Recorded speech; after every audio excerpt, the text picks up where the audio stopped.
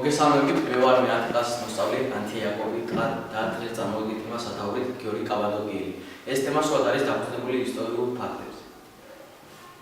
გადმოსცემის თანახმად წმინდა გიორგი დაიბადა კაბადოკიაში მესამე საუკუნის მეორე ნახევარში. იგი იყო დიდებული ოჯახის შვილი. მის მამას გეორგიოს დედასთან პოლიფონია იყო. დედამ წმინდა გიორგს შეასწავლა საღვთო წიგნები და ეშმაკეთის სათქმულოება. წმინდა გიორგის მამა მოწამებლად აკაცრუა. დაქვრივებული დედა კაბადოკიიდან თავის სამშობლოში დაბრუნდა. და განაგრძო შვილის ქრისტიანული აღზრდა.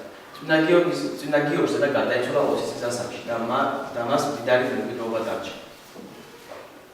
როდესაც იმპერატორმა დიოკლეტიანემ და მაკრიტიოსმა ქრისტიანობიდან დაიწყეს და კეთილმოწყობა აღორძინეს, გიორგი მთელი თავისი ქონება ღარიბ-ბატალიონს დაუბრუნდა და იმპერატორის წინაშე წაასვლა და ეკადაგა ქრისტიანობა, ხოლო კეთილმოწყობის მიმდევრები განაცხადა. დიოკლეტიანემ განსაბრძანება ქრისტიანთა განდევნისა და იმ მოწმენდა დაწინაურების შესახებ, რომელიც უარყოფდნენ რელიგიას, ხოლო ვინც შეეწინააღმდეგა მეფის განაჩენს, სეზარიას სიკვდილით დასჯა ემუქრებოდა. წმინდა გიორგის სამეფო კარზე სამხედრო ტიტული იკავა, რის გამოც დიოკლეტიანი მის მიმართ სიმპათიები გააჩნდა და ამიტომაც დიოკლეტიანი ცდილობდა გიორგის გადაბირებას, მაგრამ ვერაფერ ვერ შეძლო მისი კეთილმოწყობას გადაბირება და ამის შემდეგ უკვე განიზრახა მისი წამება. წმინდა გიორგის მაკრიტიოსმა სთხოვა, რომ საფლავიდან მიცვალებული გაეცოცხლებინა. გიორგი როცვა დაიწყო და საკრებულებელი წასულა.